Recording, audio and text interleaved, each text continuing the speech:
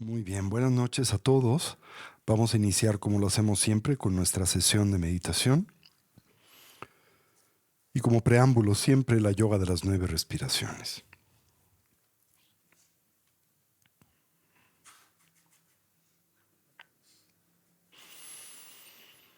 Para la misma nos ponemos derechitos con nuestra espalda erguida y nuestra cabeza en equilibrio o balance.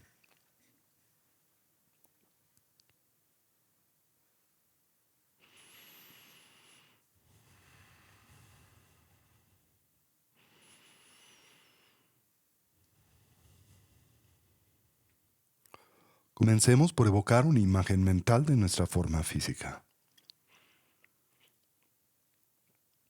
Para ello, introspectivamente recorramos a la misma desde la coronilla de la cabeza hasta las plantas de los pies.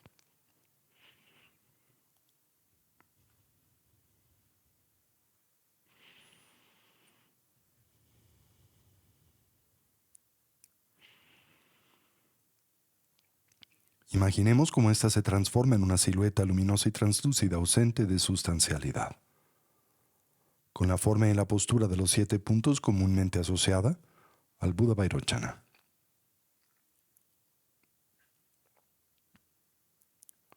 En nuestro medio surge el eje primario del sistema de energía sutil constituido por el canal central, el Avaduti,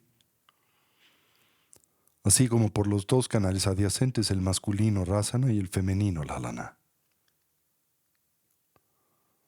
Al primero le concebimos como una espiga luminosa de color azul profundo no más gruesa que el dedo meñique de la mano, como un tallo hueco de bambú. Recordamos parte de ese punto conocido como la apertura de Brahma, comúnmente localizado 8 dedos por detrás de la línea original del cabello, donde éste se abre y extiende como un embudo, un cono o la punta de un mosquetón. Baja ligeramente por enfrente y paralelamente a la columna vertebral, hasta arribar al chakra secreto, ese punto, localizado 8 dedos por detrás de la línea original del cabello, donde el mismo se cierra y redondea como la punta de un bastón. Los dos canales adyacentes parten de las fosas nasales, se extienden y suben hasta la coronilla de la cabeza, donde se encorvan como el cuello de un bastón, bajando paralelamente al canal central con el que se conectan en ese punto 4 dedos por debajo del ombligo. El canal masculino de color blanco y el femenino de color rojo. El primero a la derecha del canal central para los hombres y en la posición inversa correspondiente a la fisiología sutil de las mujeres. Con ello en mente, nos vinculamos a la yoga de las 9 respiraciones. Como es costumbre, le acompañamos de la respiración del jarrón, el ánfora o la vasija. A inhalar intentamos saturar la totalidad de nuestra capacidad pulmonar. Procedemos con la aplicación de la yoga de la retención de la respiración. Volteamos la atención sobre de sí misma. Intentamos reconocer y descansar en el estado y condición mental emergente, más profundo, atento y concentrado. Subsecuentemente exhalamos con fuerza como si liberásemos a una flecha a través de un arco. Decantamos 30% del prana presente en la parte superior del cono pulmonar correspondiente a los vientos kármicos, de los que dependen las funciones conceptuales y dualistas de la mente o conciencia. Así fortalecemos al Yeshelun, el viento de sabiduría, que desde el momento de la concepción hasta la transición del morir reside en el medio del canal central y del que dependen las altas funciones de la cognición. Con ello en mente, hacemos esto 3 veces para el canal masculino, 3 para el femenino, energía blanca y roja respectivamente. Y culminamos con la yoga de la gran vasija, el Bumpachen, en la que inhalamos simultáneamente por ambas fosas nasales, retenemos la respiración, giramos el estómago 7 veces en el sentido de las manecillas del reloj y 7 veces en el sentido contrario. Retenemos la respiración, exhalamos con fuerza energía de color azul y repetimos el proceso 3 veces. Presionamos con la yema del pulgar la primera falange del dedo anular. Le abrazamos en el gesto conocido como el puño adamantino, los dedos índices ligeramente extendidos, con los que presionaremos los diferentes puntos de acupresión vinculados a la práctica. Con esta instrucción, dediquémonos por unos minutos a esta práctica, la yoga de las 9 respiraciones.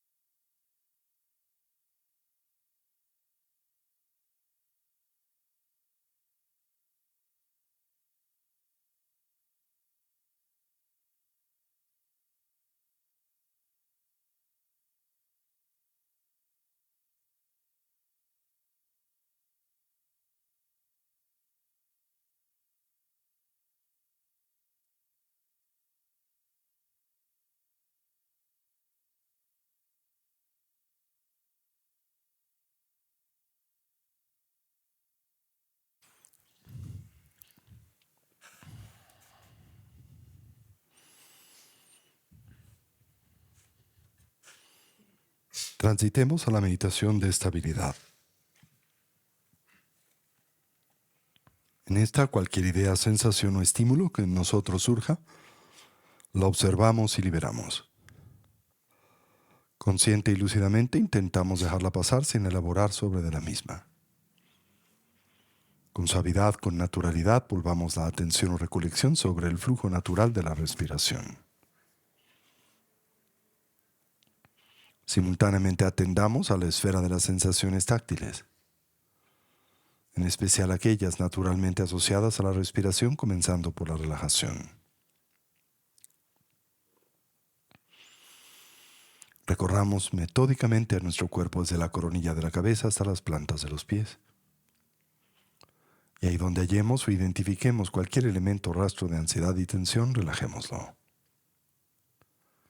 Si se nos facilita y como un medio hábil a inhalar, imaginemos en nosotros penetra luz y claridad. Concibamos cómo la misma se vierte sobre de esos puntos de tensión y ansiedad. Al hacerlo, los ilumina, distiende y relaja. Y al exhalar, imaginemos esa tensión nos abandona como vapor de agua que espontánea y naturalmente se diluye o desvanece en el vacío.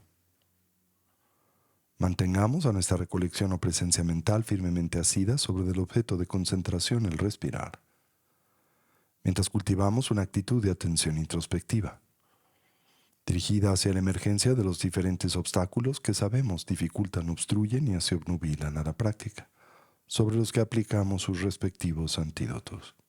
Como muestra de experimentar extremidad, nos concentramos en exhalación. La sensación gradual o progresiva de tranquilidad y relajación que le acompaña. Y de ser presas de la lasitud, el hundimiento mental, el sopor o el sueño, nos concentramos en la inhalación, en la viveza y alerta, en la claridad mental que ésta propicia. Así orientemos a nuestra mente y cuerpo hacia su estado natural, del todo relajado, libre de tensión, estable y quieto, dotado de claridad y alerta y de una actitud de vigilancia, mientras atendemos a la respiración sin aferramiento o constricción y simultáneamente sin distracción. Establezcamos una transición entre la agitación o el cansancio de la tarde-noche y el estado mental de atención y concentración, siempre necesario para el cultivo de las tres sabidurías. La del escuchar que nos conduce a la transformación conceptual, la del análisis y la investigación que nos permite fortalecer a la experiencia directa, y la de la meditación que nos conduce a la plenitud de la integración. Con esta instrucción presente en silencio por unos minutos, dediquémonos al cultivo de esta dimensión y aspecto de la práctica, así, toda la atención sobre el respirar.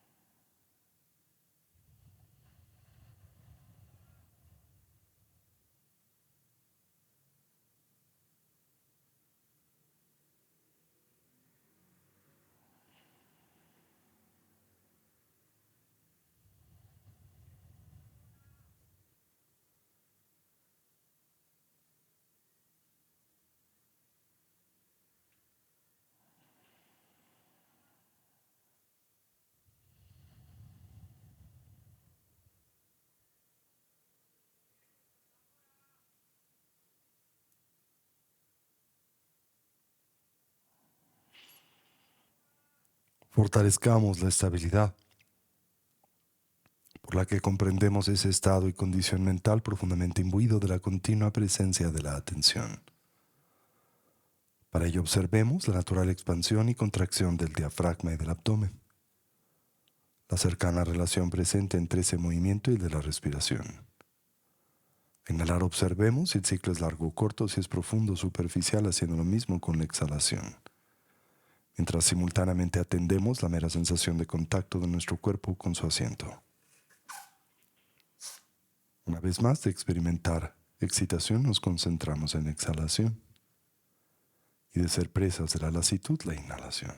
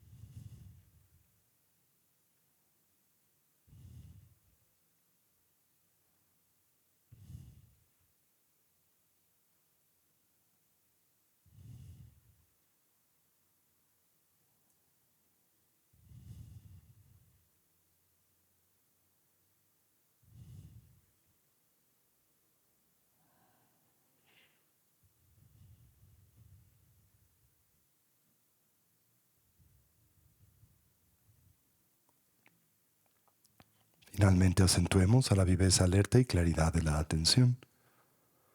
Para ello observemos el ingreso y salida del aliento por la punta de las narices o el labio superior. La natural sensación de contraste en la temperatura del aliento al entrar y escapar por las fosas nasales. Y si se nos facilita como un medio hábil la presencia de una pequeña esfera luminosa, un ticle, en el medio del entrecejo en la que suavemente focalizamos la atención. Una vez más, de experimentar extremediación o excitación nos concentramos en exhalación y de transitar por una condición de lasitud, la inhalación.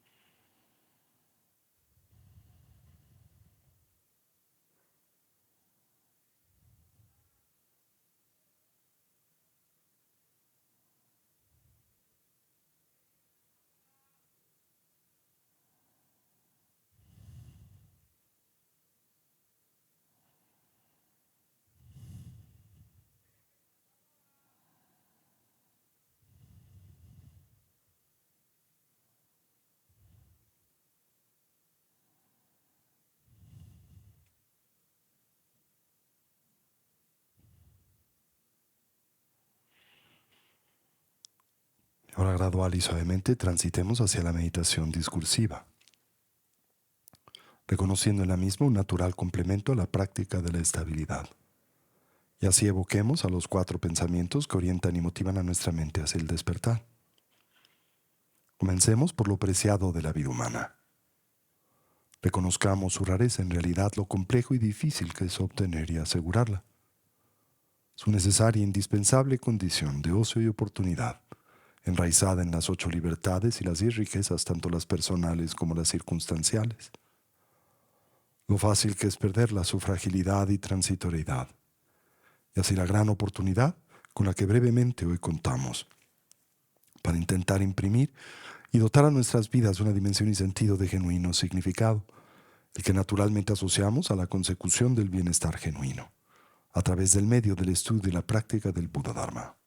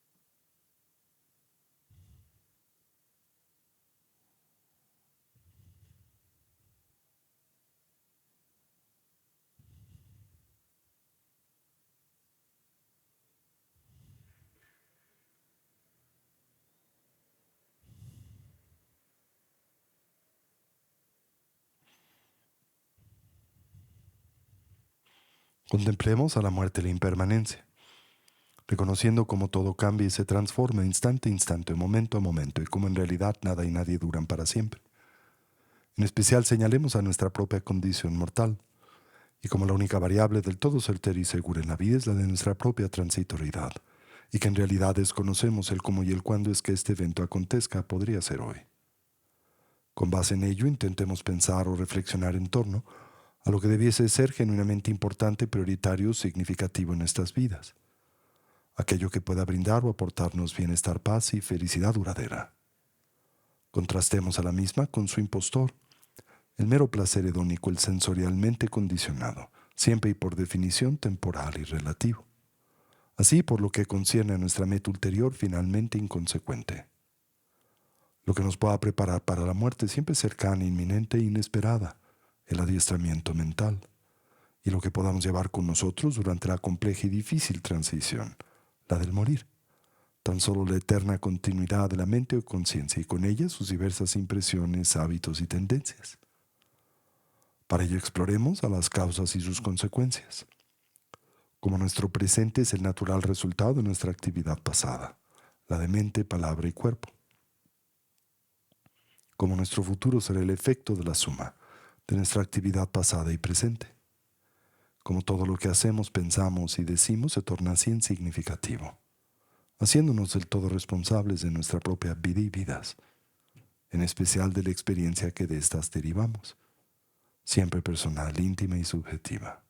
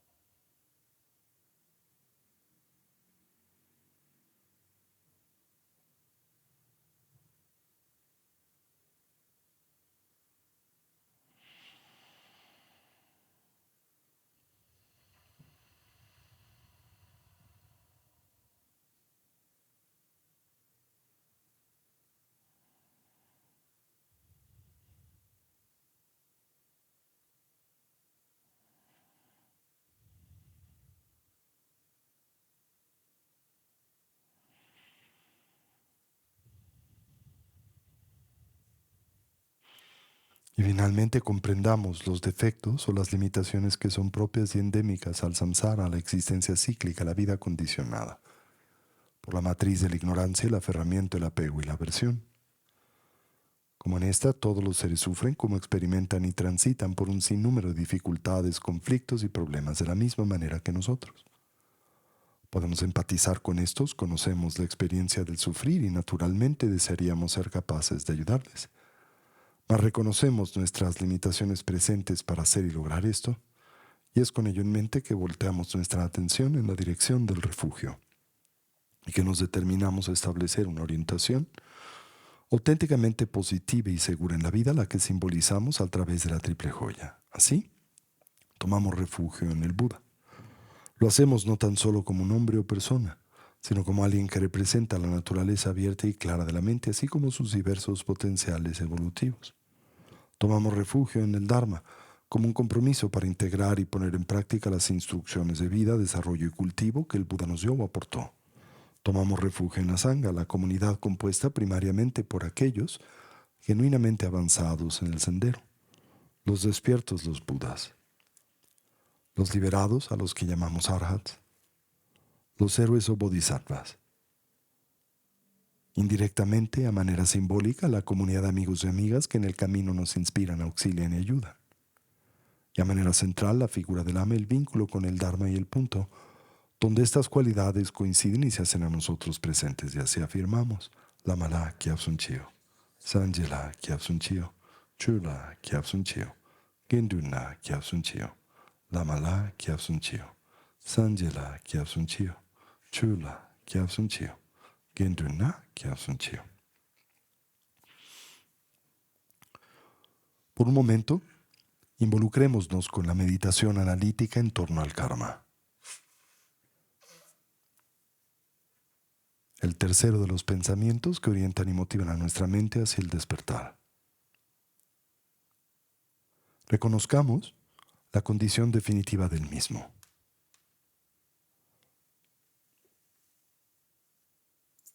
El hecho de que todo lo que hacemos, pensamos y decimos certeramente produce una o varias consecuencias. Que esas consecuencias naturalmente florecen en dependencia de la causa o causas que las propician. Que las acciones positivas generan consecuencias de ese orden o género, mientras que las negativas producen el efecto contrario.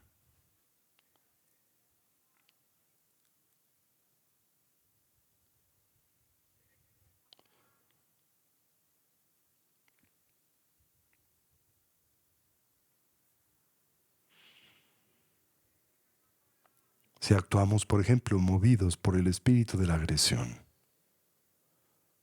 si lastimamos a otras personas, inclusive a nosotros mismos, estaremos reforzando esa impresión, hábito y tendencia, conjuntamente generando una percepción de ausencia de seguridad en nuestras vidas. Si actuamos movidos por la vergüenza, estaremos imprimiendo una sensación o sentimiento de inadecuación en nuestras vidas. Todas nuestras acciones producen resultados. Esos emergen en dependencia de la naturaleza de las causas que les preceden. Evidentemente, si plantamos una semilla de limón, obtendremos un árbol de limón, no uno de cerezas. Y la naturaleza de la fuerza motivacional, la intencionalidad, sea benéfica o malévola, crea similares resultados. Esto es definitivo, no es algo aleatorio.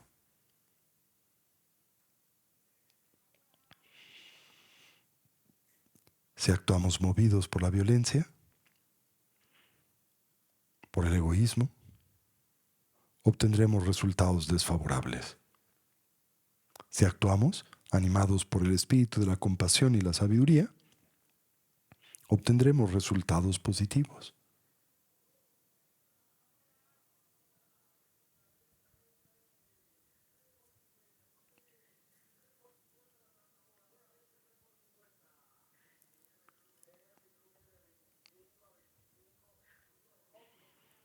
Reflexionemos en torno a la condición expansiva del karma, su segunda característica, el hecho de que el mismo naturalmente tiende a complicarse, a crecer.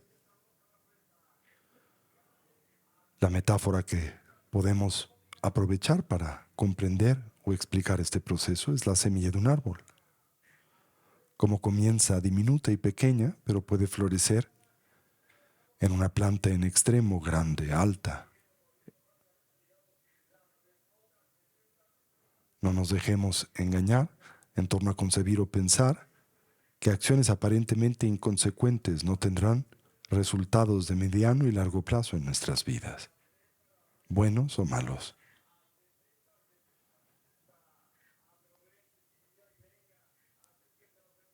Desde la perspectiva de la visión clásica budista, la acumulación de intenciones pequeñas tiende a magnificarse, a acrecentarse con el paso del tiempo. Y cuando las condiciones se hacen presentes, estas semillas florecen como experiencias. Se transforman simultáneamente en una especie de liberación de energía cinética que se expresa ya sea a través del dolor o el gozo, en dependencia de la naturaleza de la acción que le precede.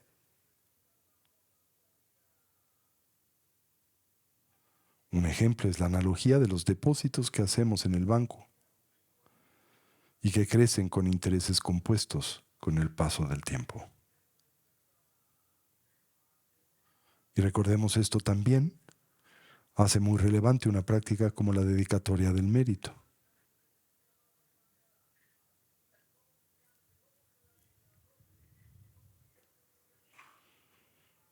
Podemos también emplear y aprovechar otra metáfora o analogía.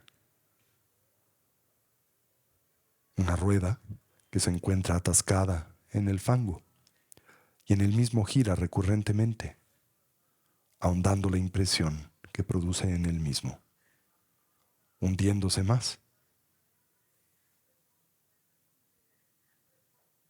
Esos canales naturalmente se fortalecen en consecuencia de la actividad recurrente, que simultáneamente produce hábitos y tendencias robustos en la mente, conciencia y comportamiento. Simultáneamente, la presencia de actividad mental en diferentes áreas de nuestro cerebro permite que éstas crezcan, o la ausencia de las mismas que se atrofien. Así que nuestro cerebro se encuentra constantemente sujeto a un proceso de cambio tanto positivo como negativo, por lo que las cosas pequeñas cuentan. Mientras más nos damos, por ejemplo, a mentir, esa tendencia se refuerza y torna en una recurrente en nuestras vidas. Y al mismo tiempo nos vemos expuestos a una mentalidad de paranoia, el temor de ser objetos del engaño. Y con el paso del tiempo, a través de las acciones, inclusive pequeñas, creamos una percepción inconsciente de un mundo negativo. Lo mismo acontece si reiteradamente decimos la verdad. Una tendencia que naturalmente crece se torna en una presente en nosotros, una parte sustancial de nuestras vidas, y consecuentemente generamos confianza y refugio en las personas que nos rodean.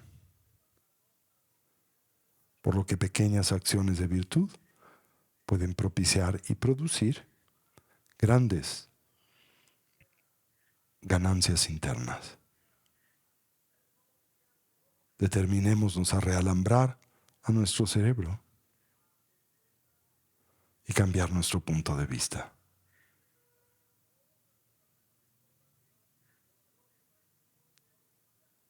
Recordemos cómo el karma también puede crecer interpersonalmente y nuestras acciones generar consecuencias que afectan a otros.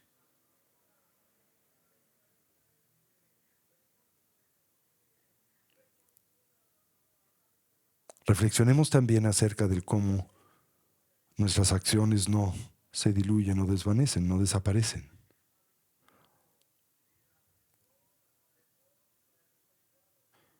Como todo lo que hacemos, pensamos y decimos, definitivamente genera consecuencias, a menos de que en su momento seamos capaces de aplicar las fuerzas y poderes de oposición.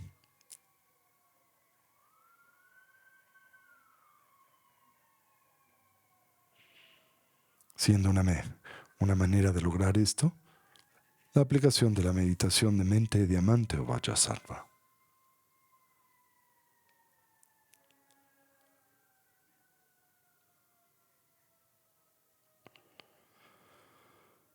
Y finalmente, el karma es específico. Si no generamos las causas, no se producen los efectos.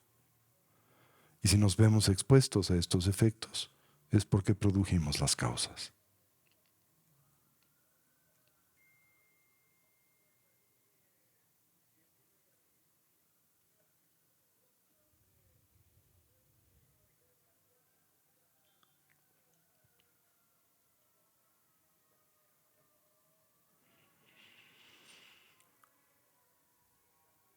Determinemos a vivir una vida enraizada en la atención, responsabilidad y conciencia, consecuentes del entendimiento de estos 4 principios fundamentales de la causalidad moral o el karma.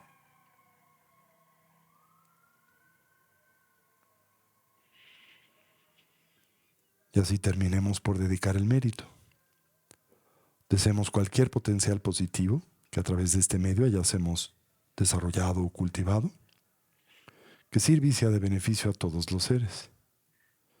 Que podamos todos actualizar nuestros potenciales como trascender nuestras distintas limitaciones. Que una mentalidad altruista pueda nacer donde no ha nacido y se incremente donde ya existe. Que todos los seres puedan ser felices y dejar de sufrir. Y que pronto todos podamos actualizar la conciencia omnisciente de bondad y compasión de un Buda, no solo en nuestro propio beneficio, sino en el de aquel de los que nos rodean. ¿Así es? Así es. Así es.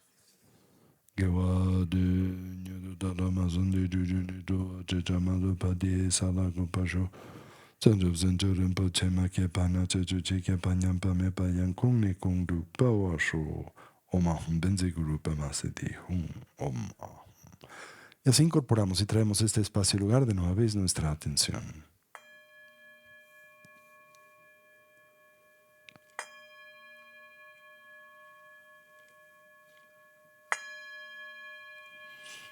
Muy bien. Román, te pido un favorcito, por favor. Se desataron los vendedores. Bueno.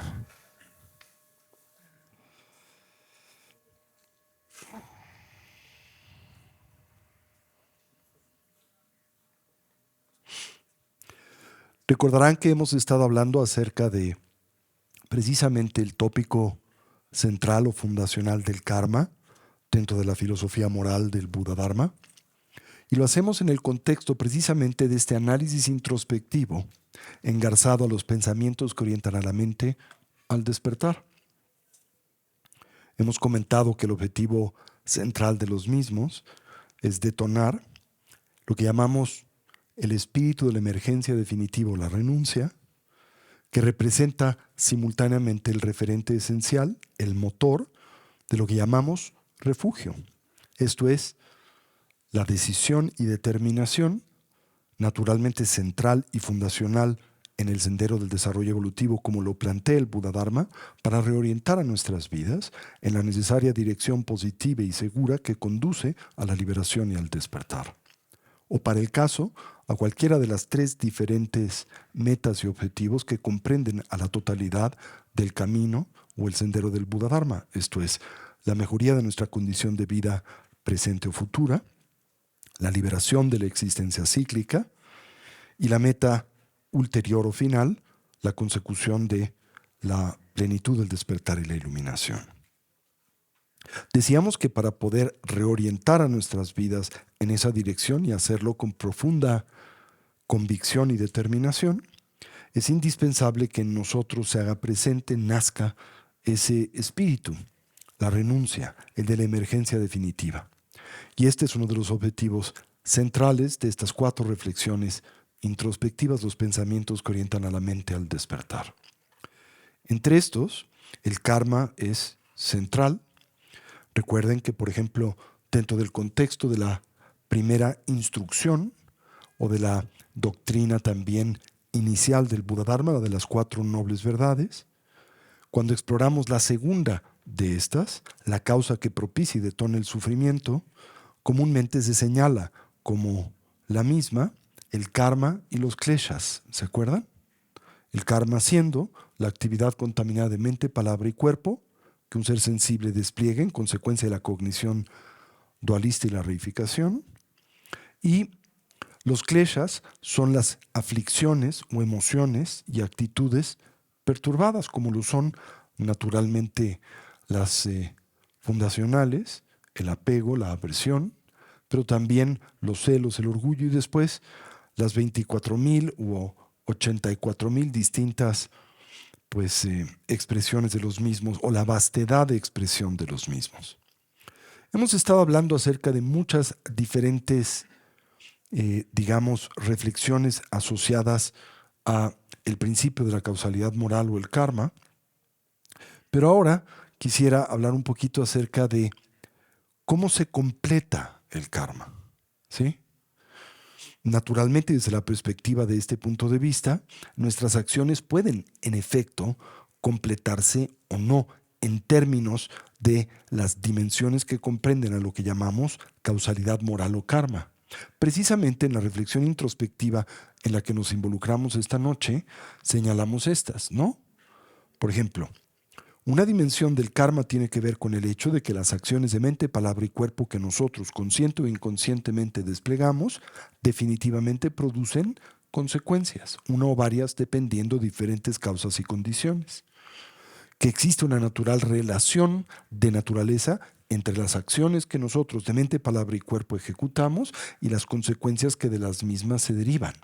Las acciones positivas, se afirma, producen, propician, detonan consecuencias positivas, mientras que las acciones negativas producen y propician consecuencias negativas. Ahora, ¿cuándo es que ese florecimiento acontece? Depende de la presencia de lo que simultáneamente denominamos y llamamos causas de maduración, y esas rara vez se manifiestan en esta particular vida o existencia. Comúnmente las causas de maduración se manifiestan en el futuro. Pero no hay certeza en torno a ello, puede ser casi instantáneamente. Todo depende, pues, de una variedad de diferentes causas, circunstancias y condiciones. Bien, ahora, decíamos que nuestras acciones están compuestas, cuando hablamos acerca del principio de la causalidad moral, es indispensable tener en cuenta que nuestras acciones de mente, palabra y cuerpo, en términos del karma, se comprenden de tres elementos: la acción en sí misma, de mente, palabra y cuerpo; la circunstancia en la que la acción se ejecuta; y la motivación por la cual la misma se lleva a cabo.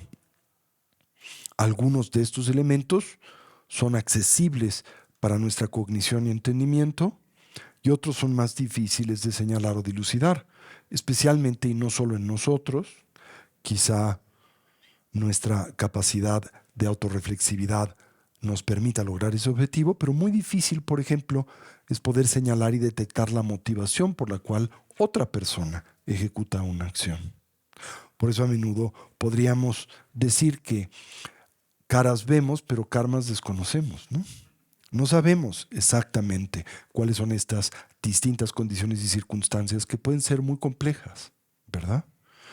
Bien, ahora, en ese mismo contexto, la relación entre estos tres componentes, la acción, la motivación y la circunstancia, determina dos cosas: el peso, esto es la intensidad del karma y su maduración, y dos, determina el color del karma, que en este contexto tiene que ver con su condición negativa, positiva o neutra. Y decíamos que nuestras acciones pueden producir diversas consecuencias.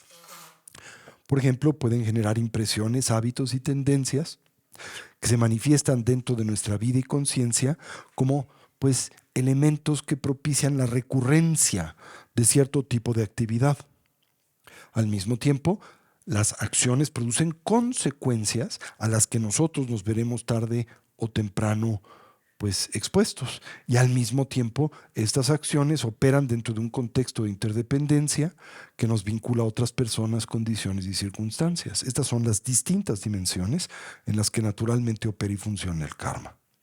Ahora, en dependencia también de el color y el peso del karma, se dice que nuestras acciones de mente, palabra y cuerpo pueden completarse o pueden no completarse, ¿verdad? Y para esto es importante tener en cuenta el mecanismo con el cual esto acontece. Entonces se dice que se requiere de una colección de variables. Deben estas hacerse presentes para que una actividad kármica pueda consolidarse del todo. ¿Y cuáles son estos elementos? Los dividimos en 4. Naturalmente, para que una actividad kármica pueda madurar y consolidarse, requiere siempre de un objeto.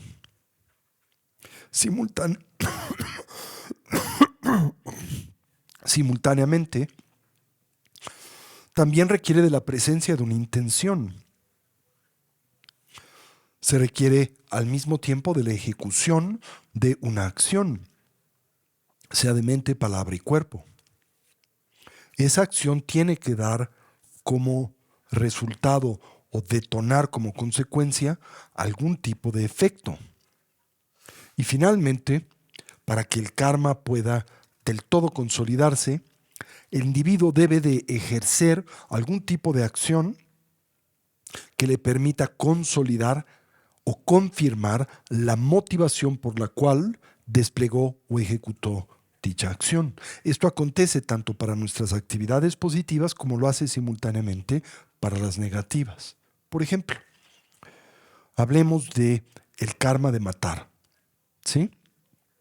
¿De qué depende que dicho karma se consolide? Bueno, punto de partida, natural e indispensablemente, tiene que existir un objeto, alguien al que nosotros matamos, ¿no es cierto?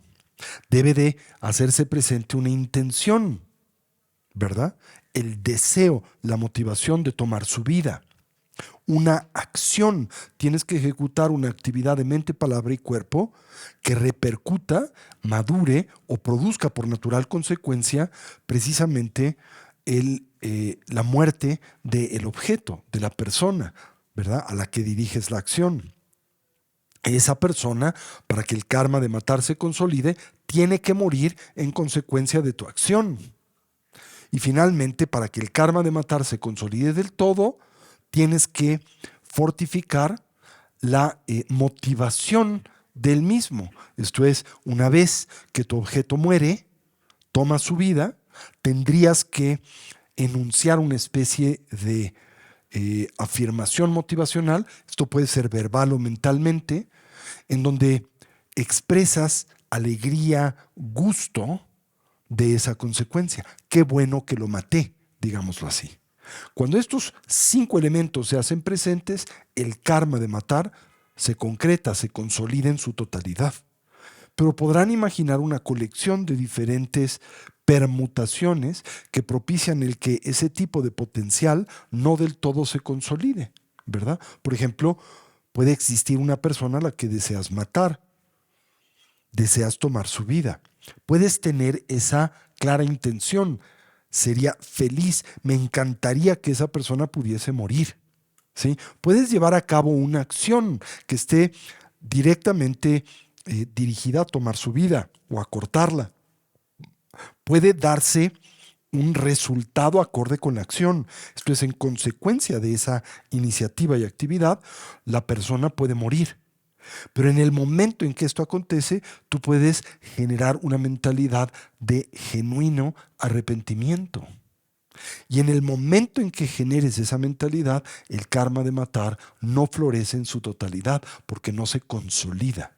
Ahora, no malinterpreten lo que esto quiere decir. Por ello no quiero decir que con la mera aplicación o la presencia del arrepentimiento, esas relaciones kármicas se diluyen y desaparecen. Solo quiero decir, no se completan y por lo tanto disminuyen en intensidad en términos de su efecto. No producen efecto, sino el efecto que produce es distinto. ¿Me doy a entender? Puede haber un objeto, una persona que detestes, desees ver muerta, desees matar. Puedes contar, tener presente la intención de matarle. Puedes llevar a cabo una acción directamente orientada a matarle. Por ejemplo, ¿qué te gusta? Puedes detonar una bomba en su casa, pero esa persona no muere en consecuencia de esa acción. No puedes acumular el karma de matar porque esa persona no murió. ¿Me doy a entender? Ahora, ¿quiere esto decir que no generas karma ni eres presa de sus consecuencias? No, porque ahora pues habrás generado el karma de quizá herir. ¿Me doy a entender? Y las consecuencias que él mismo trae consigo, pero podrás simultáneamente inferir, serán siempre de menor intensidad a las de matar, ¿sí? O puedes tener ese objeto, la persona que deseas matar, la intención de tomar su vida. Llevas a cabo una acción, ¿verdad? O más bien, llevas a cabo una acción, pero esa acción no le quita la vida a esa persona.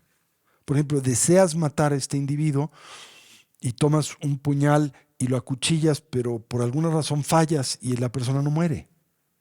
En consecuencia, no se consolida el karma de matar. O puede haber una persona a la que detestas, deseas ver muerta y tienes la intención de matarle, pero esa intención nunca se consolida en una acción. Podrán entender que no es lo mismo desear matar a alguien a matarle. Ahora, eso no quiere decir que desear matar a alguien no tenga consecuencias. Las tiene. pero son infinitamente menos complejas que una acción formal en donde, en efecto, procedemos a tomar la vida de una persona. ¿Sí? Bien, ahora, ¿cuándo es que, decíamos, ¿no? Una acción cualquiera ya no es sujeto, por ejemplo, de la aplicación del último de estos elementos, la variable motivacional, ¿no? Por ejemplo, el arrepentimiento, decíamos, afecta la madurez del karma de matar. ¿Pero cuándo? Siempre y cuando ese karma, ¿qué? No haya florecido, porque si ese karma floreció, pues puedes arrepentirte eh, horrores, ¿verdad? Pero ya es demasiado tarde porque la semilla floreció. ¿Me doy a entender? Es como, imagino un ejemplo tonto, ¿no? Desear prender una fogata, ¿verdad? Prendes, hay un objeto, los leños, ¿no? Una intención de prenderlos. Llevas a cabo una acción, prendes el cerillo, lo depositas en la fogata y la fogata prende. Y te da gusto que el fuego haya prendido. Consolidas la acción, kármicamente hablando, de prender la fogata. ¿No? ¿Se entiende eso? Ahora, puede ser que veas los leños, desees prenderlos, prendas el cerillo, ¿verdad? Estés a punto de prender la fogata y justo antes de introducir el cerillo en los leños digas, no, mejor no lo voy a hacer. Eso va a afectar, va a propiciar que los leños no se prendan, ¿no? Pero una vez que deposites, digamos, el cerillo adentro de la fogata y empiece a prender, pues ya no hay mucho que puedas hacer, la fogata va a prender. Ya el karma maduró, la acción o la consecuencia de la misma maduró. ¿Se entendió eso? Bueno, dirás, ay, pero le puedes soplar o le puedes echar agua. Ok, es cierto, eso quiere decir que no ha madurado del todo. Pero una vez que es un incendio forestal monumental, le puedes echar agua, le puedes soplar y ya no lo vas a poder apagar. Por más que hagas, ¿no? Porque esa causa de maduración ya floreció. ¿Sí? Ahora, esto no tan solo opera en el contexto naturalmente de las acciones negativas, porque recuerden, el karma no se circunscribe al negativo. Por karma, esto es, acciones contaminadas de mente, palabra y cuerpo, nos referimos sí a las negativas, pero también a las positivas, como también a las neutras, ¿no? A las éticamente neutras. Hablemos de una positiva. Me gusta el ejemplo de la generosidad, una acción de generosidad. ¿Cuándo se consolida el karma de la generosidad? Bueno, 4 elementos tienen que en el mismo estar presentes. 1, debe de estar presente el objeto de la generosidad. Por ejemplo, una persona a la que desees obsequiarle o donarle una casa. Debe de existir la intención de obsequiarle esa casa. Una acción concreta asociada a esa intención. Esto es, tienes que regalarle la casa, obsequiársela. Un resultado acorde con la acción. La persona tiene que poder recibir legalmente la propiedad de esa casa. Y después una reafirmación motivacional del hecho. Una vez que esa persona recibe la casa, debes tú de sentir y pensar, qué bueno que se la regalé. Me da mucho gusto, espero que la goce, que la disfrute, que la aproveche, ¿verdad? Entonces el karma de esa acción, la de la generosidad, el dar, se consolida enteramente, con las consecuencias favorables que naturalmente puede ésta detonar o le pueden acompañar. Pero como podrán imaginar, no siempre ese karma se consolida. Puedes tener, por ejemplo, un hijo en mente, la intención de obsequiarle su primera casa, la acción se la obsequias, recibe la casa y la escritura a su nombre, pero después te arrepientes enormemente de habérsela regalado. No se la merecía, no debí de habérsela dado, me arrepiento enormemente de esta acción. Bueno, en ese momento el karma de la generosidad disminuye. Se ve afectado negativamente. No necesariamente esa relación kármica se desarticula en su totalidad, pero la intensidad y la focalidad de la misma disminuye. puedes tener esa persona. Por ejemplo, un hijo, la intención de regalarle la casa, le regalas la casa, pero nunca toma posesión de la misma. Eso también implica que pues ese karma no se consolida, ¿verdad? Ahora, es muy complejo porque puede no tomar posesión de la misma y al mismo tiempo arrepentirte de habérsela ofrecido, ¿sí? O no tomar posesión de la misma, pero celebrar que se la regalaste. Eso altera también el resultado, ¿verdad? La naturaleza y condición de esa impresión mental que en ti se produce. Puede haber una persona, como un hijo, la intención de regalarle la casa, pero nunca se la regalas, ¿verdad? Y como podrán imaginar, no es lo mismo desear regalarle la casa a alguien a regalársela formalmente, ¿no? Imagínate que esa persona te reclama y te dice, ¿no? Es que tú nunca me diste nada. Y tú le dices, sí, pero siempre quise dártelo. Bueno, qué bueno que quisiste, pero no es lo mismo que dármelo, ¿no? Por ejemplo, nunca fuiste cariñoso conmigo. No, pero siempre quise serlo. Qué bueno. Es mejor que haber deseado no serlo, pero no es lo mismo que serlo. ¿Se entiende esa idea? O ser cariñoso, expresar ese cariño y después arrepentirte. Y te arrepientes con una condición contraria y opuesta. Por ejemplo, una agresión. Esto es común en personas que sufren de diferentes desequilibrios mentales y emocionales. Y así subsecuentemente, ¿no? Como podrán imaginar, el karma es complicado, ¿sí? Y muchos factores operan dentro del mismo.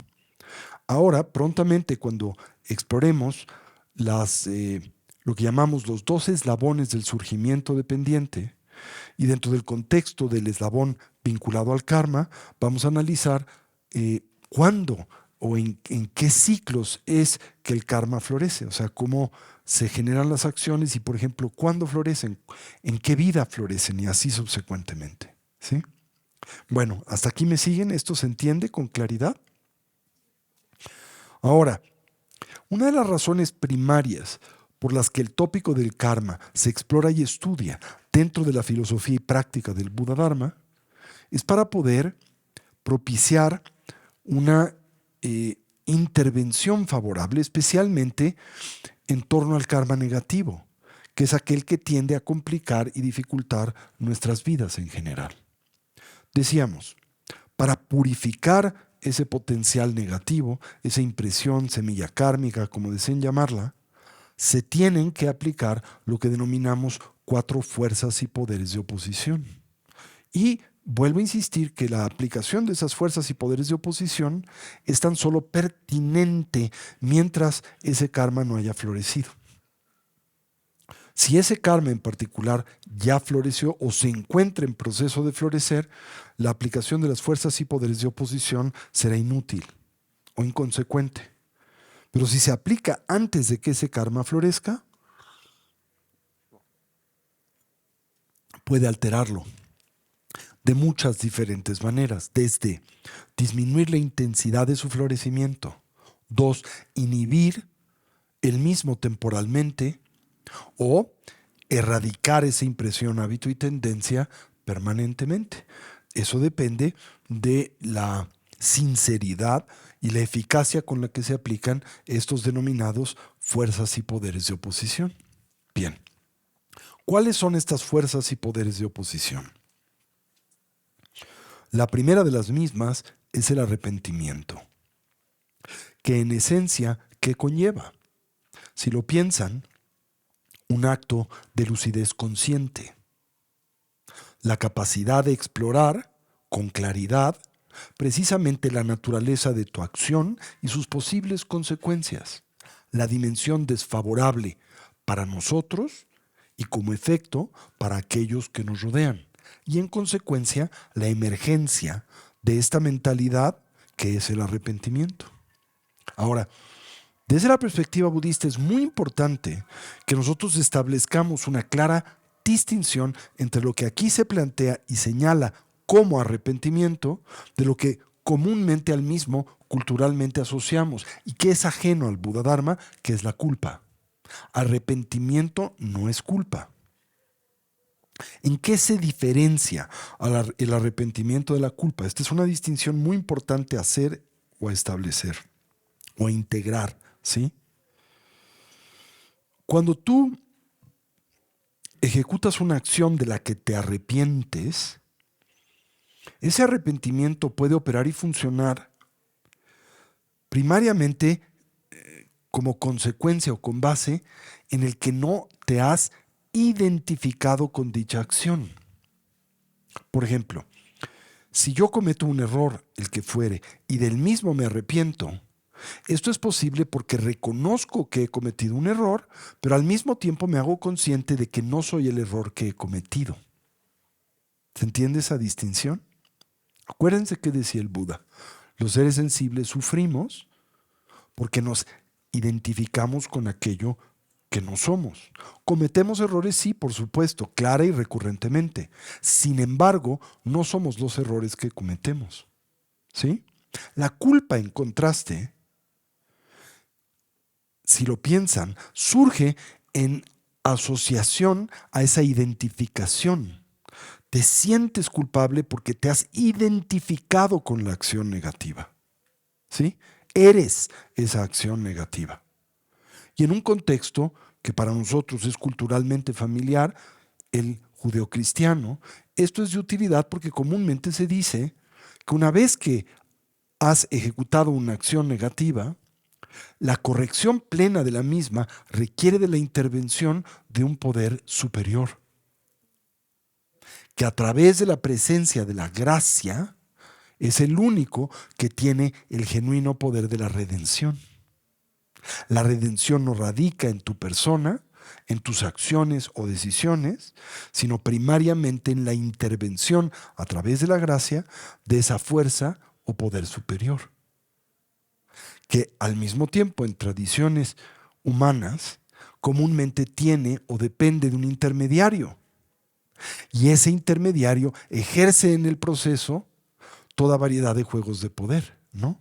Es como el sacerdote que sirve como intermediario entre el individuo y la divinidad, porque aparentemente, especialmente en una tradición como la católica, esa relación no puede ser directa, necesita de un mediador, y este es el que evalúa lo que aparentemente dictamina ese poder superior a tu persona, a través de recomendar o instarte a llevar a cabo alguna acción de remediación.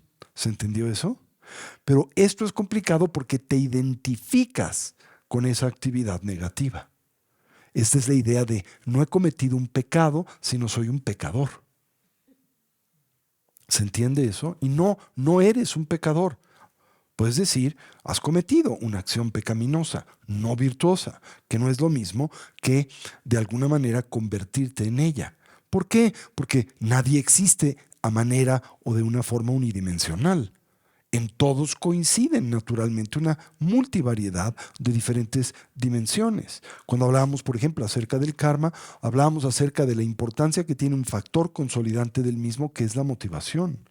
¿Y qué complejo es esto? Puedes llevar a cabo una acción con una motivación distinta a la acción que ejecutas, ¿no?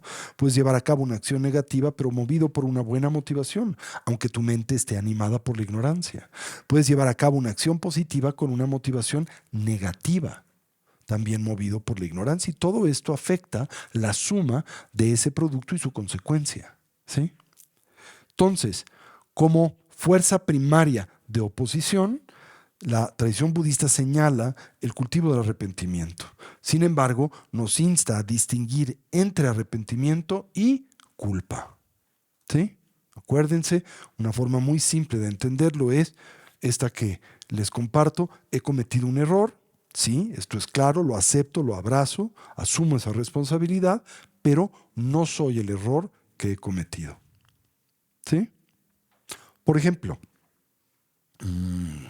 ahora es difícil porque nuestra sociedad y entorno tiende a reificarnos unidimensionalmente, ¿no?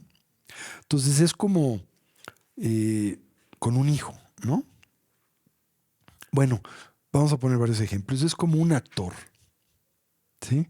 Los actores comúnmente se quejan de lo siguiente. Dicen que su carrera depende entera y absolutamente de su última película. ¿Sí? Entonces puedes tener una carrera muy larga, una carrera muy exitosa, pero no te van a juzgar por tu carrera, te van a juzgar por la última película que llevaste a cabo. Si tu última película fue un éxito, es probable que te ofrezcan otros proyectos. Si tu última película fue un fracaso, aunque venga antecedida de muchos aciertos, no te van a ofrecer un nuevo trabajo. Y los actores se quejan amargamente por esto, y con razón, porque dicen, ¿por qué nos evalúan por el último proyecto y no por la totalidad de nuestra trayectoria, ¿no? Bueno, esto no solamente le pasa a los actores, nos pasa a nosotros en el contexto social. Es como cuando, ¿qué te gusta? Pierdes la paciencia con tu pareja y le gritas o llevas a cabo una acción de violencia verbal, ¿ok? O hasta física, le manoteas, ¿ok? Y no digamos le pegas, pero le manoteas. ¿Cómo te percibe esa persona? Comúnmente lo que hace es te congela y reifica en dependencia de ese comportamiento y evalúa la totalidad de tu desempeño vital, por ejemplo, en el contexto de la relación, rara vez. Para eso se requiere madurez, ¿no? Comúnmente dirá, siempre eres esto, aunque sea la única vez que hayas expresado esa actividad. Nos encanta esta mentalidad de los siempres y de los nuncas, ¿no? Es que tú siempre eres, es que tú nunca esto, ¿verdad? Y la realidad es que nadie es siempre y nunca, porque nosotros llevamos a cabo toda variedad de actividades de diferentes colores e intensidades a lo largo de la vida, ¿no?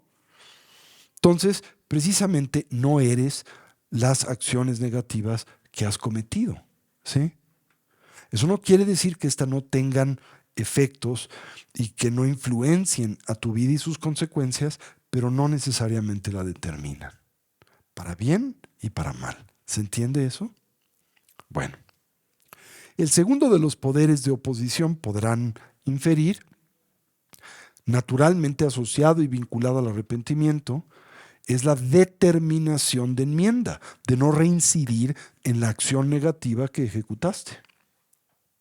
¿De qué sirve, piensen, el que en ti nazca un sentimiento, puede ser genuino y sincero de arrepentimiento, si 3 minutos después la inercia y el hábito te conduce recurrentemente a replicar la acción negativa de la que hace tan solo unos minutos te arrepentías?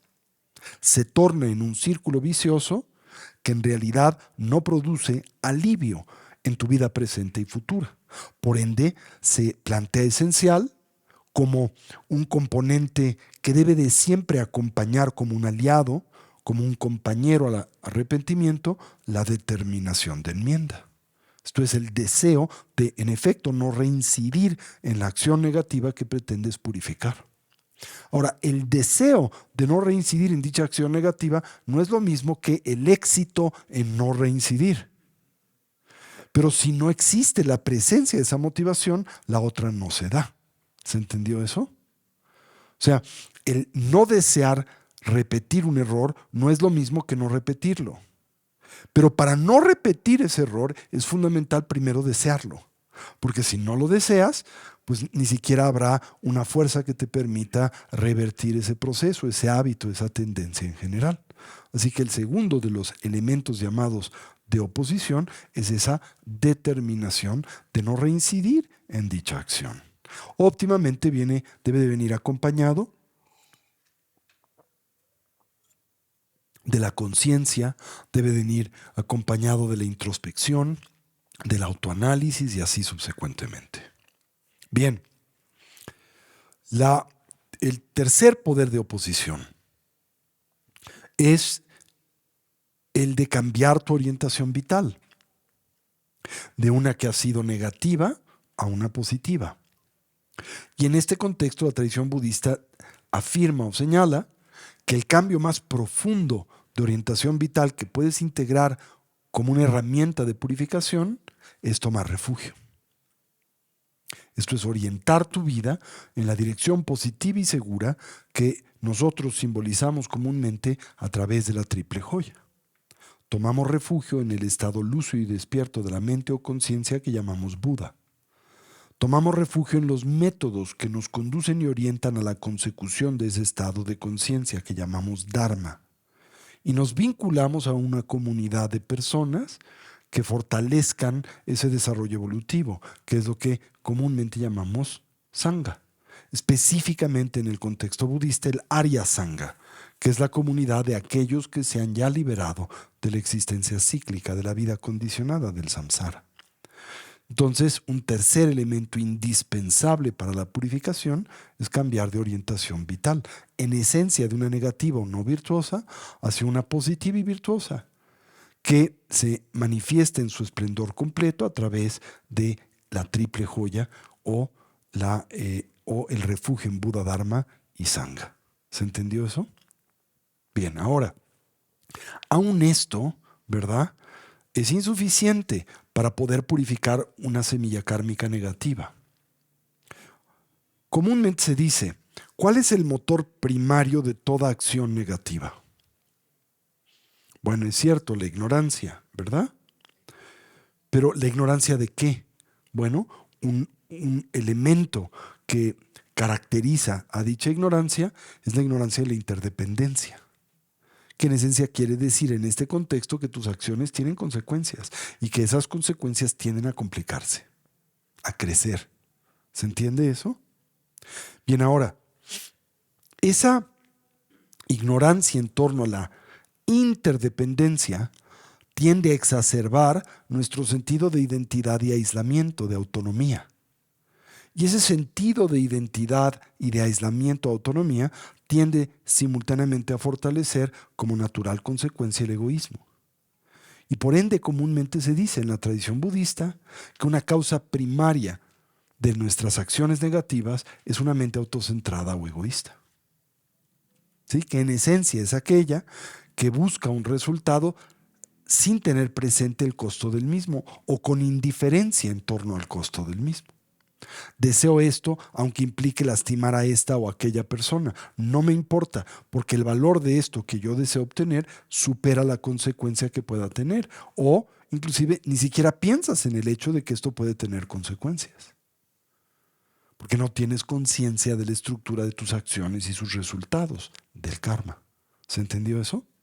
Entonces, indispensable para poder purificar cualquier impresión, tendencia o hábito negativo es generar el deseo de cambiar tu orientación vital, particularmente de aquella que motiva tus aflicciones, que es el egoísmo, aquella que te permite superarlas, que es una actitud generosa, una actitud altruista. ¿Sí? Bien, ahora, esa actitud altruista se consolida con una muy particular mentalidad, o digamos la expresión plena de esa actitud altruista se consolida con la emergencia de un tipo de conciencia llamada, en la tradición budista mahayana, bodhicitta. Chitta quiere decir mente en la lengua sánscrita, todavía se refiere a una mente dualista. Bodhi se refiere al estado lúcido y despierto de la misma.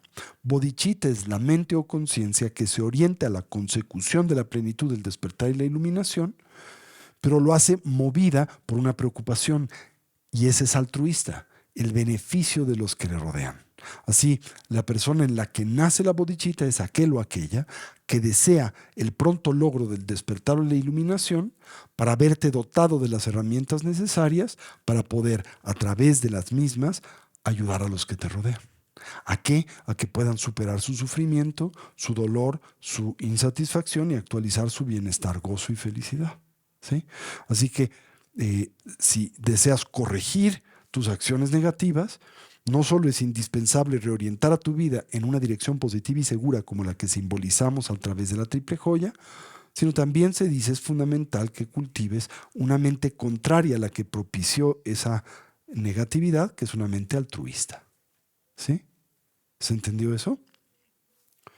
Y el cuarto y último de los poderes de oposición, por si no lo tenían pensado, ¿verdad?, es que para purificar una impresión negativa, tienes que atender la negatividad que llevaste a cabo. O sea, tienes que aplicar algún tipo de remedio a la acción negativa que llevaste a cabo. Si le gritaste a alguien, te tienes que disculpar. Si lastimaste físicamente a alguien, tienes que hacerte responsable de su rehabilitación. ¿Se entiende eso? Si robaste a alguien, tienes que devolver lo robado. Así, subsecuentemente. Si no haces esto, pues la purificación de ese potencial kármico será parcial y por lo tanto esa impresión permanecerá presente dentro de la estructura y fuera de la conciencia. ¿Sí? Entonces tienes que corregir el daño que has ejecutado. Y aquí una pregunta muy pertinente es siempre, ¿y si tienes el genuino deseo y motivación de corregir el daño, pero la persona, por ejemplo, a la que lastimaste y dañaste, ya no está presente y por lo tanto ya no puedes corregir ese daño, ¿qué sucede? Por ejemplo, si lastimaste a una persona o robaste a una persona que ahora ya murió. Bueno, primero, algo sabemos del karma. ¿Cuál es la tercera característica del karma? ¿Se acuerdan? La primera es que es definitivo. La segunda es que es expansivo. La tercera es que si no se generan las causas, no se producen los efectos. Si se producen los efectos es porque se generaron la o las causas. Y la cuarta es que el karma no se desvanece solo o por sí mismo. Eso es, si piensas, ya esta persona murió y entonces la deuda kármica se va a saldar, ¿no? No es como sucede en las propiedades, ¿no? La deuda kármica permanece, a menos de que apliques las fuerzas y poderes de oposición. ¿Sí? Y entre ellas estará el corregir el daño que has hecho. Entonces, de nuevo, ¿y cómo le hago si esa persona ya no está presente? Bueno, quizá no puedes a esa persona regresarle lo robado, pero a su familia le puedes regresar lo robado. Oye, pero no tenía familia, ¿qué hago? Bueno, entonces eso que yo tomé con una mentalidad inadecuada, lo tengo que emplear de una forma virtuosa. Como por ejemplo, eso que tomé puedo dedicarlo a una actividad altruista, una actividad filantrópica que les gusta, un hospital o un orfanato. Así, lo que fuere, ¿no? Entonces rompo la continuidad kármica de esa acción. ¿Sí? Como mínimo, internamente debes de corregir ese daño. O sea, si ya la persona que lastimaste no está en el mundo presente, ya no le puedes externalizar directamente tu pena, internamente tienes que generar este sentido de arrepentimiento. Claro, si ese arrepentimiento es muy intenso y poderoso, puede afectar el resultado de esa acción, aunque el objeto de la misma haya desaparecido. Y depende de la intensidad y depende de la sinceridad y depende de lo que hagas, si se purifica del todo ese potencial, si se disminuye en intensidad, si se inhibe temporalmente o del todo erradica. Están siempre presentes esas diferentes alternativas. Dependiendo de la naturaleza de la ejecución de oposición, la intensidad del karma puede disminuir, ¿verdad? O puede temporalmente inhibirse, de tal manera que ese karma negativo no florezca en esta vida, aunque podrá florecer en vidas subsecuentes. O puedes erradicarlo del todo, de tal manera que se neutralice y ya no vuelva a manifestarse. ¿Sí? Ahora, ¿cuándo debes de aplicar esas fuerzas y poderes de oposición? Decíamos simultáneamente que la aplicación de las fuerzas y poderes de oposición dejará de ser eficaz cuando ese karma madure. Entonces, ¿cuándo debes de aplicar esas fuerzas y poderes de oposición? Antes de que el karma madure. Y como entre nosotros no hay conciencia, no tenemos conocimiento de cuándo esto pueda suceder, ¿verdad? Nadie sabe cuándo un potencial kármico va a formalmente madurar. ¿Cuándo debes de aplicar las fuerzas y poderes de oposición? Ahora. Ya, en este momento, en el instante en que te haces consciente de una acción negativa, debes de aplicar las fuerzas y poderes de oposición. Bien, y ahora, dentro del contexto del entrenamiento mental budista, ¿qué facilita hacer esto? ¿Qué ejercicio? ¿Qué aproximación contemplativa facilita la aplicación de las fuerzas y poderes de oposición? La recapitulación. ¿Y cuándo te debes de recapitular? Todos los días. Y preferentemente a qué hora, si puedes, a toda hora. ¿Sí? En cada momento ¿verdad? Y si no puedes, por lo menos una vez al día. ¿Y cuándo? Al final del día. Hacer un recuento, una especie de conciencia, un examen metódico de tus acciones y sus probables consecuencias. Y en especial, algo muy importante, no solamente un ejercicio de conciencia de tus acciones, sino de la motivación por la que las haces. Porque recuerden, de los 3 elementos de los que la consolidación del karma depende, ¿cuál es el más influyente? La intención. ¿Sí? Más que la acción en sí misma y por encima de la circunstancia que rodea a la acción. Por lo tanto, de estos 3 elementos hay que hacer conciencia de tus acciones, cierto. Hay que hacer conciencia de la circunstancia que detonó esa acción, cierto. Pero por encima de esto es fundamental hacer conciencia de qué, de la motivación por la que produjiste o generaste dicha acción. Porque la motivación ejerce una influencia particularmente poderosa en la consolidación del color del karma. ¿Sí? Entonces, siempre que encuentres que tu motivación no fue propicia, ¿qué debes de hacer? Cambiarla, ¿verdad? Generar una motivación contraria, ¿sí? Y mientras ese karma no haya florecido, puedes corregirlo, ¿no? Es un poco como WhatsApp, ¿sí? Acaban hace relativamente poco de introducir una nueva función en el WhatsApp. Entonces, en el WhatsApp tú escribes un mensaje o lo dictas, ¿no? Pero el hecho es que queda plasmado. Esto solo puede alterar a los que son escritos, ¿no? Hay una nueva función en el WhatsApp en donde tienes ciertos minutos, ¿verdad? Para picarla y sale una pestañita que dice corrección, ¿verdad? Entonces, si pusiste una palabra mal escrita, que es muy común, ¿verdad? Puedes corregirla, o si redactaste mal, puedes corregirlo y el mensaje que le llegó a esa persona cambia. Pero si te pasas del tiempo, ya no hay nada que puedas hacer. El mensaje se entrega, se consolida y la persona va a ver tu falta de ortografía, o la persona va a ver tu error de redacción, o la persona va a interpretar el mensaje tal y como lo escribiste. Ahora, quizá tenías, el deseo de corregirlo, pero aguardaste demasiado. Y porque aguardaste demasiado, ese mensaje se concreta, se lanza, se entrega y luego ya no hay nada que puedas hacer, ¿no? Es como mandar una carta con un contenido muy controversial, ¿no? La mandas en un momento en donde estás alterado visceralmente y la pones en el correo y de pronto se pasa tu alteración, te regresa la razón, empiezas a examinar lo que escribiste en esa carta y corres de vuelta a el buzón de correo para ver si puedes rescatar la carta y que no se mande. O un correo electrónico está en tu bandeja, ¿verdad? Dice una barbaridad de cosas terribles que escribiste bajo una alteración visceral y regresas a casa si fuiste muy inteligente. Por ejemplo, hay ciertos correos, en la tradición budista se dice, nunca respondas cuando estás alterado.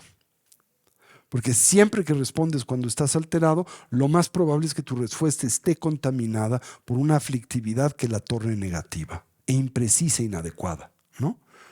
Entonces, por ejemplo, si alguien te dice o hace algo negativo y quieres responder instantáneamente, aguarda un poquito, respira, cuenta hasta 10 como mínimo.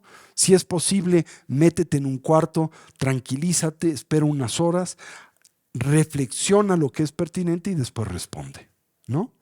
Entonces, si escribiste este correo del todo dominado por una condición aflictiva y está en tu bandeja de salida, pero todavía no le pudiste mandar, no le pusiste mandar, send, entonces siempre existe la posibilidad de revisar el correo y cambiarlo o borrarlo, en cuyo caso o tendrá un resultado diferente o no tendrá resultado si no lo mandaste. ¿Me doy a entender?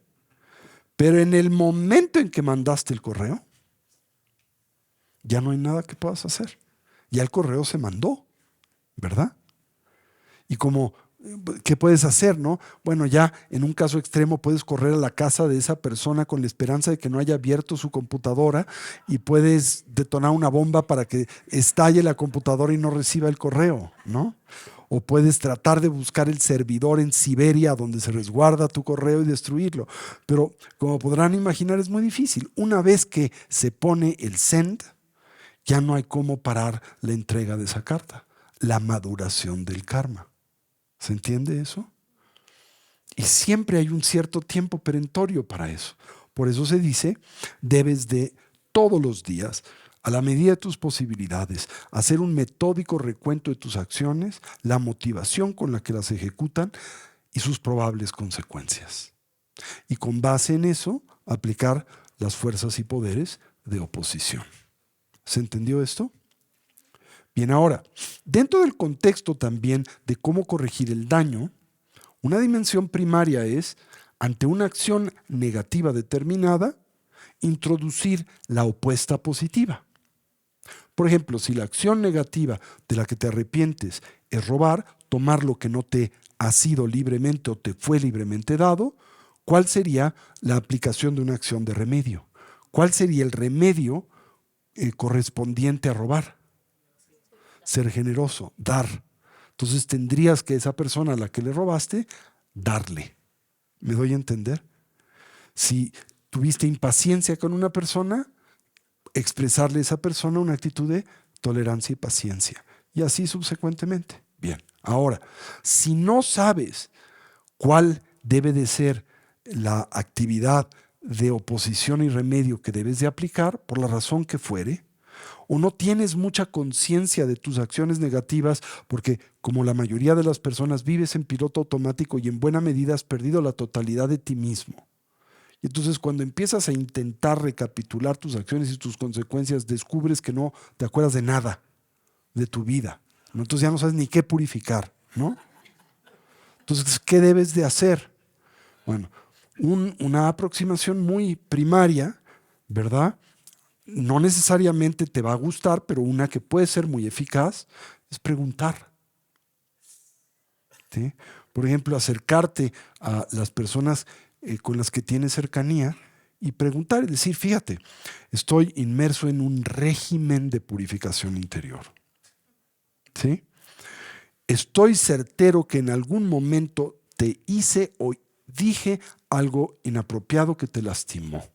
En principio te quiero pedir disculpa, pero no sé, no tengo conciencia. ¿Por qué? Porque pues, soy muy bruto, muy primitivo, ¿no? Pero tengo una buena motivación de cambiarlo y te quiero preguntar si en algún momento te lastimé o hice algo que te dañó. Y esa persona puede decirte, no, no hiciste nada, entonces respira, qué bueno, te salvaste. Pero igual esa persona te dice, en tal momento me lastimaste, o me dijiste, o hiciste esto que me perjudicó, ¿no? Y en ese momento no salgas a la defensiva. ¿Y cuál es el mecanismo? El famoso sí, pero. ¿Sí? En el pero vas a introducir todo tipo de justificantes que te va a impedir aplicar las fuerzas y poderes de oposición. Elimina el pero, simplemente escucha lo que esa persona te dice e intenta explorar cómo purificarlo. Como punto de partida, generando o pidiendo a esa persona una disculpa formal. ¿Sí? Me disculpo formalmente contigo por esta acción o por esta palabra negativa que hice. Esa es una vía. Otra vía es la aplicación de la práctica de mente de diamante o Vajrasattva. ¿Sí? Esta práctica es central dentro de la tradición contemplativa budista para la purificación de las semillas kármicas negativas. Pero esta práctica opera dentro del contexto de la mecánica que es propia del sendero del diamante, el Vajrayana. Específicamente una mecánica específica contemplativa, o particularmente una mecánica específica contemplativa dentro de la misma, que es lo que se llama la yoga o la unificación con el principio del mentor espiritual o la deidad. ¿Sí? Bien, si bien técnicamente ese tipo de práctica debe de abordarse más lejanamente en el camino, cuando ustedes ya tengan una sana y honda introducción a la mecánica del Tantra, como seguimos haciendo acciones negativas y éstas se suman y nos perjudican, nos vamos a académicamente saltar el orden natural y les voy a presentar la mecánica de esta práctica llamada mente de diamante, dado el hecho de que representa una de las fuerzas o estrategias más poderosas de purificación del karma negativo dentro del budismo y particularmente del budismo tibetano. ¿Sí? Ahora, en el contexto de la práctica de mente de diamante se aplican las fuerzas y poderes de oposición. Y dentro del contexto de la práctica contemplativa de mente de diamante se lleva a cabo la práctica de la retrocognición. Entonces, es una práctica en donde en su mecánica está presente el recuento de nuestras acciones, la evaluación probable de sus consecuencias, la generación de las fuerzas y poderes de oposición y la aplicación de un medio de remedio que es la meditación en sí de purificación de Vajrasattva, de mente o ser adamantino. ¿Ok? ¿Se entendió eso? Pero para poder abordar esta práctica necesitamos tener una visión, aunque sea general, un entendimiento, aunque sea genérico, de la mecánica del Tantra, del sendero del diamante. Y este es un tema complejo y amplio que, si me permiten, presentaré o iniciaré como presentación la semana próxima. Entonces, la semana próxima voy a hablar acerca de los principios generales de la práctica propia del Sendero del Diamante en el contexto de la presentación y de la transmisión y autorización para la ejecución de la práctica de mente de diamante. ¿Por qué? Porque, insisto, este es uno de los métodos principales para la purificación del karma en el budismo y en el budismo tibetano. Y específicamente para la purificación de qué karma, el que no conocemos. ¿Sí? Que en la mayoría de nosotros, ¿qué porcentaje de nuestras acciones aglutina? Pues yo así modestamente diría que puedo decir un 90% de nuestras acciones entran dentro de ese contexto de no las recuerdo, ¿no? Ahora, acuérdense, otro elemento, el karma no se desvanece porque no lo recuerdes, ¿sí? El que no recuerdes una acción no inhibe su consecuencia, ¿sí? Ahora, puede darse el caso de que el no recordarlo esté ligado a un cambio motivacional que puede disminuir la intensidad de ese karma, pero no eliminarlo. Porque para eliminar una semilla kármica, en esencia, tienen que aplicarse estas fuerzas y poderes de oposición. ¿Se entendió eso? Entonces, la primera de las 4 fuerzas de oposición es el arrepentimiento, que debemos de siempre del todo distinguir de toda expresión de culpa. La culpa, es más, les comparto algo curioso. En lenguas como la tibetana, ni siquiera existe una palabra para la culpa. A veces, cuando tenemos que traducir esto a un tibetano natal, ¿verdad? Nos cuesta mucho trabajo porque les tratamos de explicar la tremenda influencia que en una cultura y civilización como es la judeocristiana occidental tiene la culpa. Cómo somos personas culpígenas, sociedades culpígenas. Y ellos no lo entienden. ¿Por qué? Porque en su cultura no existe el concepto de culpa. Imagínense qué maravilla, una cultura donde no hay culpa. Ahora, eso no quiere decir que no haya arrepentimiento y no quiere decir que no trátase de una cultura o sociedad en donde a este se le contempla importante y central, pero no se confunde el arrepentimiento con la culpa. O trátase de una cultura que desde un inicio entiende que la culpa es inútil y por lo tanto la erradicó inclusive de su vocabulario. ¿Sí? Bueno, el segundo de los poderes de oposición, recuerden, la determinación de enmienda, de no reincidir en la o las acciones negativas que hemos cometido consciente o inconscientemente. 3, la necesidad de reorientar o redirigir nuestra vida en una nueva dirección, específicamente en aquello opuesta a la acción negativa con la que nos involucramos. Y esta nueva dirección, en términos de positividad, se dice, florece en su dimensión óptima a través de lo que se llama la triple joya, tomar refugio en Buda, Dharma y Sangha. ¿Ok? Generar simultáneamente una mentalidad que opere a manera opuesta de aquella que detona nuestra negatividad. Y hemos dicho, el fundamento en buena medida de gran parte de nuestra negatividad es el egoísmo. Por lo tanto, el remedio más primario y eficaz al mismo es el cultivo del altruismo. ¿Y cuál es la expresión óptima de ese altruismo? Esa mentalidad llamada bodhicitta. ¿Sí?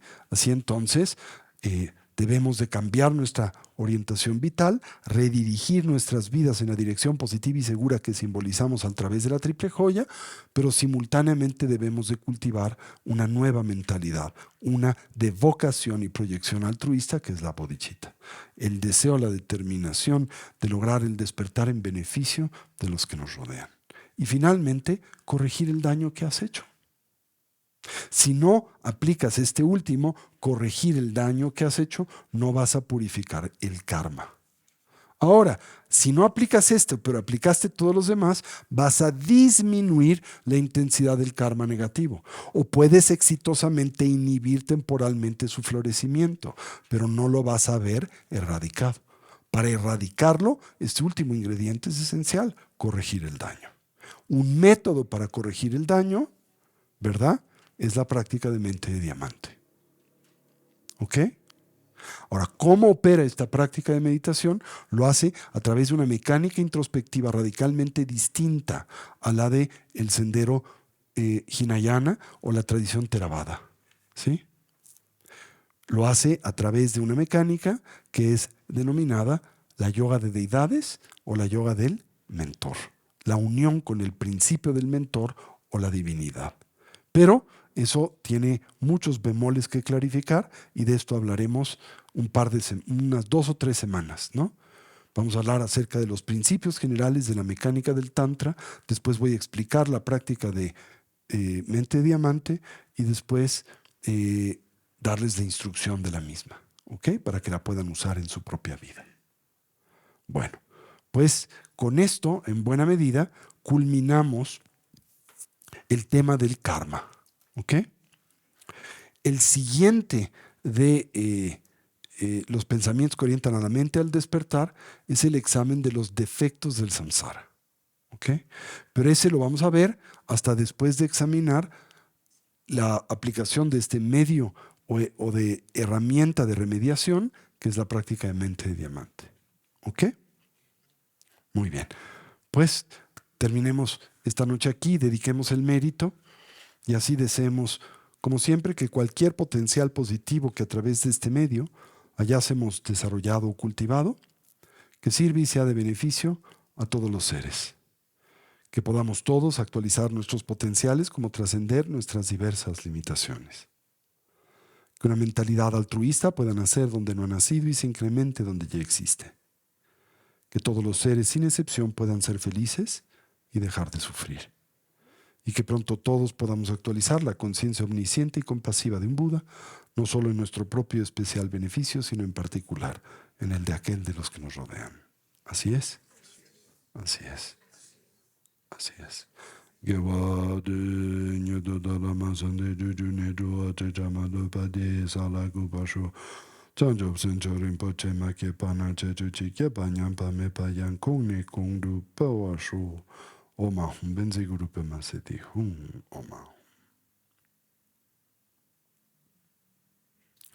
Muy bien, les recuerdo este fin de semana, sábado y domingo, estaré impartiendo nuestro curso introductorio en pos de la felicidad genuina, una introducción a teoría y práctica del budismo tibetano, para aquellos que deseen simplemente informarse acerca de qué es y qué profesa la tradición budista, tanto en su dimensión conceptual como también contemplativa, o para aquellos que deseen ingresar al programa formativo que ofrece, como lo hace para ustedes, Casa Tibet en general. Así que si conocen a alguien que sientan pudiese interesarse, les agradeceríamos si le extienden esta invitación.